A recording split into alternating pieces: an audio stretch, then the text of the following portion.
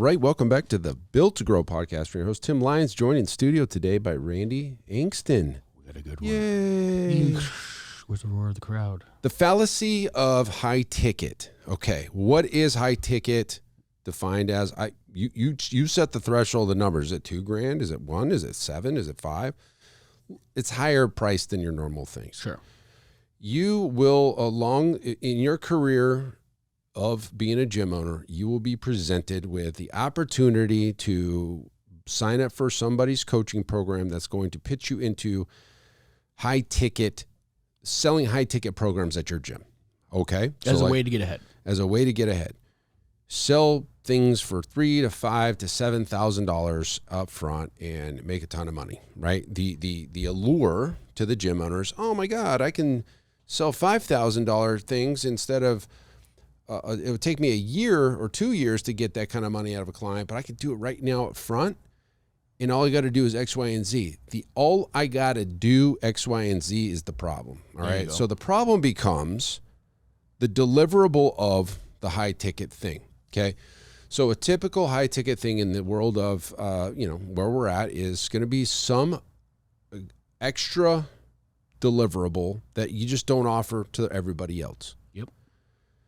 Well, why is that so bad, Tim? It's $3,000. It's $5,000. Well, let's break that down. Okay. So you're running your gym, your operations. Let's say you're large group training.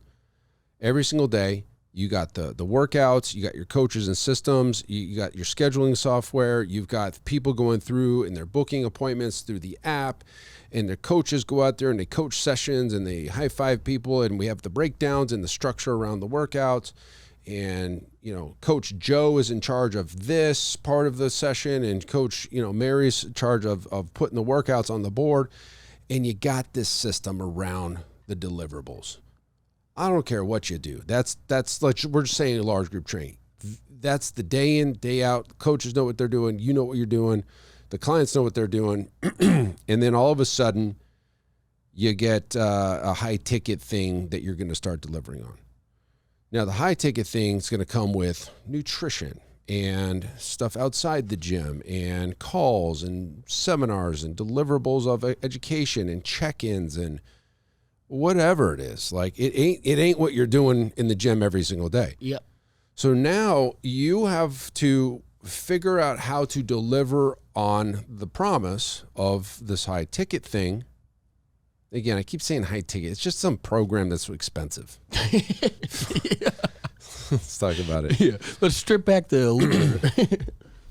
And then you've got to work with these clients. Either you yourself as the gym owner. Now you've created yourself a job. You just hit on what I was going to bring up next. Yep. Okay, maybe the coaches don't do it, and you don't have a way for them to do it. So you take it on, and you think it's cool because, you know what, I made 15 extra grand this month.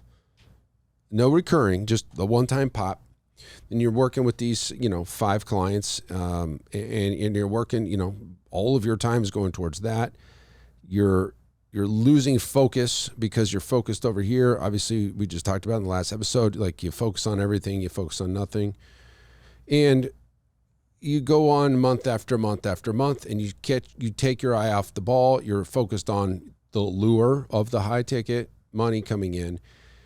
And you've essentially created a business inside of a business. Yeah, a job inside of a business in a way. A job inside of a business inside of a business. So you nailed it when you said, maybe it's you or maybe it's the team. Because I just call after gym owner after gym owner. Every gym owner I speak with is the one that's delivering high ticket in their business. Because it's so outside of the regular deliverables that who else is going to do it? Exactly, right? And then not only that, but the things that you're putting on that high ticket program, right? The nutritional component. Well, I got nobody on my team that can deliver that. All right, so it rolls uphill.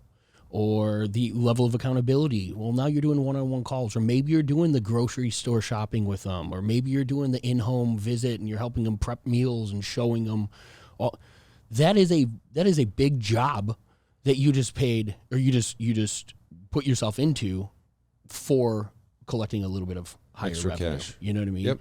And I mean, this is such a strong topic because ultimately, when you do decide to do those things, you nailed it when you talked about bandwidth, right? You're taking your eye off of what creates the stable revenue in your business every single day. And to me, if you want the same problems that the challenge mentality had, go throw a high ticket offer on top of it, because you're breaking the systems of your business in order to deliver on that.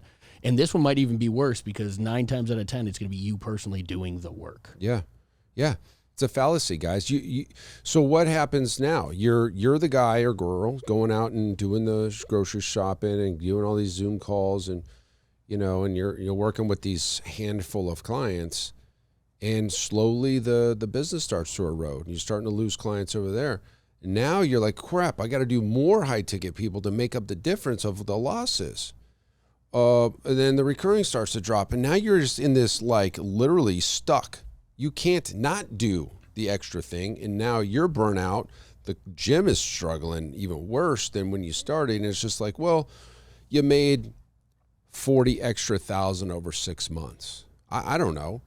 I mean, I'll be honest with you here. We tried this. Again, I don't know if I mentioned it maybe 2 episodes ago. I test everything. Everything, yeah. I'm going to test something. If it works, cool. And we made, I don't know, 40, 50 grand up front in a month. Felt pretty cool. Helped with paying some bills. But it was Zach doing the work, and Zach didn't believe he was giving it the best, and we tried to get a coach in there to kind of help with some of that stuff, and ended up just creating way more problems than the 40 extra grand was worth. And it's just not worth it in the long run. And so you get this short-sighted mentality, and we cut it out. Like, that was the end of it. All right, cool. Well, we tried it, and it is what it is. The gym owners that we speak to that have come to us either during or after running one of these things, it's the allure is the money. Yeah, 100%. With no consideration for all the systems breaking behind it. And the work that they personally are doing. Yeah, I don't know they don't value their own work. No, or time. Yeah. I mean, that's a great segue to what I wanted to say. Mike McAllowitz will always be one of the most profound things from any speaker that we've always said. As a business owner, your job is job creation, not fulfillment. And if that is the lens that you're looking at your business through, then high ticket on your plate as the owner is not an option for the business. No, not in that scenario. And I don't know if it was him or somebody else said, 80% of revenue generated from somebody else doing the work rather than you having to lift a finger to do it will always beat the 100% potential with you in the trenches doing it yourself. Yeah. And I think that you guys listening, as business owners, you have to be steadfast in that belief if you're going to truly scale a business and not just maintain owning a job, remaining self-employed. Yeah, you'll never get out of it. You can't, because then everything else kicks in. Then Parkinson's law takes over, and then your new threshold is that revenue that's being generated every month, you start to spend as if that money is coming in every single month.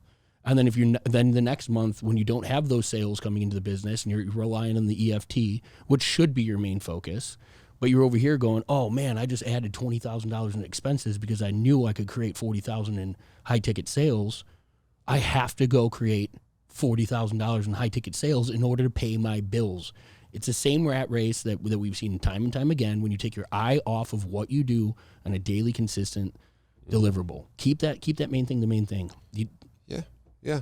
Don't get, look, this is a shiny ball. At the end of the day, I've been on stage and told the story over and over. It's like the shiny ball syndrome in fitness or gym owner space is the worst I've ever seen. Tim Sr., my dad, used to work for us years ago. He got laid off because he was the old guy, right? And they're bringing in new young talent, and he got, he needed a job. So we put him in the role, and he got to know the fitness industry. Mm-hmm. And Tim Sr. comes from a long line of business, being a business owner and being in huge corporations. And he goes, man, I've never seen anything like the fitness industry. How weird you guys run things. Not us, but like the industry and the shiny balls and trying this and throwing this against the wall. He goes, I've never seen anything like it. I mean, it's from programs, marketing programs to high ticket stuff, challenge stuff to equipment. Like, how many people have we seen literally change their business or be forced to start changing the deliverable of their business because of some new technology that came out? And they wanted to go see how vibration plates, changed the scope of everything. And now all of a sudden their identity is entirely different than what they were doing the day before. Yeah. But it's grasping at straws instead of making intelligent business decisions. Yeah. And look, guys, I understand the money, without money, you start doing some really weird stuff. And you need to be aware, like eventually you're going to break something. You'll break yourself. You'll break the business. The systems are going to be broke from the second you decide to do one of these things. And it's just like, gosh, if you could just focus more on the clients that are bringing you in the most consistent revenue, which is typically the recurring membership option, and just double, triple, quadruple down on that, and just ignore the other things that are going to be shown to you daily in your feed, on your emails. Somebody else is doing it down the street. You don't need to do it. So just be heads up. Anyways, that was just a quick topic. Want to throw that out there. Really what happens behind the scenes, and it's not for us. I don't believe it's for you either. Hopefully that helps you guys. Until next time, keep changing lives. We'll see you on the next show. Bye. All right. Thanks for listening to another episode of the Built to Grow podcast. If you want more help growing your business, join our free Facebook group, Profit Accelerator, helping training gyms grow to $30,000 a month and beyond. We'd love to see you there. Go check out the show notes for the link and keep building something great. And we'll see you in the next episode.